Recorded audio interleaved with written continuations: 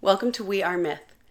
I'm Eliza, a mythologist, storyteller, writer, and a woman with a possibly controversial opinion about Christopher Nolan's The Odyssey. I don't really care if it's good or not. I mean, obviously I saw it. I'm a mythologist. And obviously I have my opinion. Everybody does. Emily Wilson, the classicist behind one of the most celebrated modern translations of the Odyssey, she had a lot of opinions. And a lot of people had a lot of opinions about all of her opinions, not to mention all the other opinions, and so on and so forth, because, well, you know what they say about opinions. But no, I actually don't really care whether Nolan's movie was good or not. But you know what I do care about? We're all talking about Homer. Like everybody. Influencers, historians, art critics, classicists alike, and I love it. Is Odysseus a hero or a monster? What even makes a hero? Is it suffering or what we do with suffering? People are talking about war, colonialism, masculinity, trauma, all through the lens of the Odyssey. Not to mention the very strong feelings about the armor, the boats, the clothes, the art, or the fact that apparently all the personified gods have left the Odyssey and gone over to the new Spider-Man movie, which is a whole other delightful mythological multiverse situation. And then there are the memes. Oh my God, the memes. May the memes never stop. And I just keep thinking, look at all this talking. Is Nolan's Homer too modern? Maybe.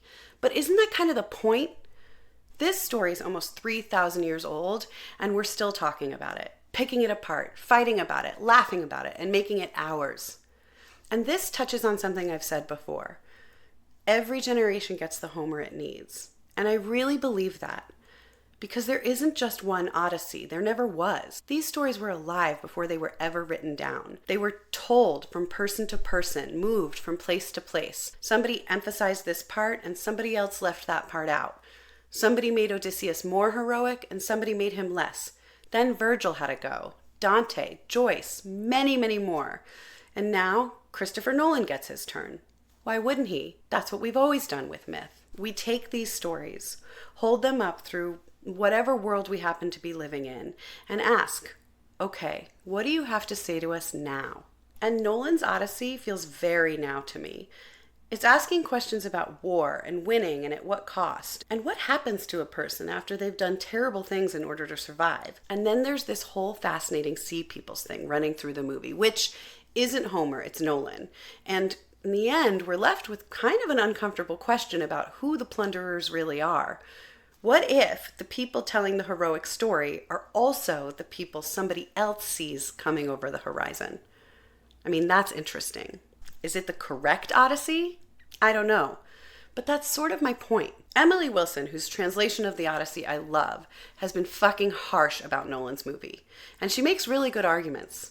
She's talked about what gets lost from the complexity of Homer and about the contradiction of interrogating war while also making it look fucking spectacular. And I'm like, yes. Yes, and. Yes, I can see that. I even agree with some of it. And I loved the movie. I walked out hopeful. And that's the point. Emily Wilson gets to have her response. I get to have mine. You get to have yours. Nolan gets to interpret Homer. So does every translator, artist, scholar, and any person who's ever told one of these stories. We don't all have to arrive at the same answer. In fact, God, I hope we don't. Because I don't think we need consensus. What I think we need is the conversation.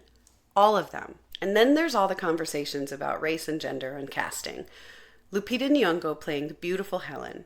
Elliot Page, a trans actor, playing the courageous Sinan. Both stirred up a surprising amount of controversy, which frankly I found a little ridiculous. But the conversation underneath is actually pretty interesting. Who gets to embody these characters we've been imagining and reimagining for thousands of years? I find that fascinating because, again, this is myth. Gods change shape all the time. People become monsters. Athena shows up however Athena wants to show up. The ancient poets didn't exactly leave us headshots or character breakdowns. So seeing different people embody them now, it's just part of that ongoing tradition. And I find that amazing. Because what do race and gender mean when we're telling stories that have traveled through completely different cultures and eras for thousands of years? I don't know if there's one answer, but my God, I love that we're asking the question. And here's something I keep coming back to. Last night, I was watching this completely dumb movie, like not Homer, not even Homer adjacent. And there was this tiny scene between two women who had both been going through some shit. They were gardening and laughing and giving each other mothering advice and just helping each other feel joy again. Nothing huge happened. Nobody slew a cyclops. They were just there together. And for whatever reason, it really got me. Because I suddenly thought, fuck, life is hard. It's hard to wake up every day and be a person in the world, facing rejection, anxiety, disappointment, perfectionism, loving people and losing people, facing other people's minds, facing our own minds. Still, we keep showing up. Every single fucking day is an Odyssey, and we need things that help us through it. Kindness, acceptance, each other, and my God, do we need joy. Joy. Sitting in gardens and laughing, going to dumb movies and unexpectedly crying, sitting in dark theaters with strangers and feeling something together, telling somebody a story and hearing, oh my God, me too. Art, story, myth. Because we've always needed it. Life was fucking hard for people listening to Homer too. They went to war, fell in love, lost people, missed home, fucked things up. Somebody told them a story, and they listened together. Mythology was never homework.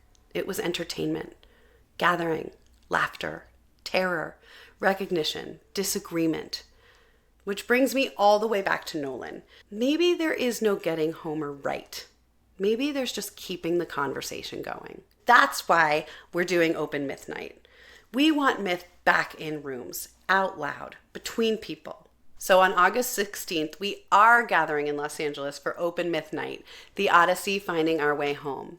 Actors, Homer, poetry, conversation, wine, laughter, and hopefully some Dionysian revelry.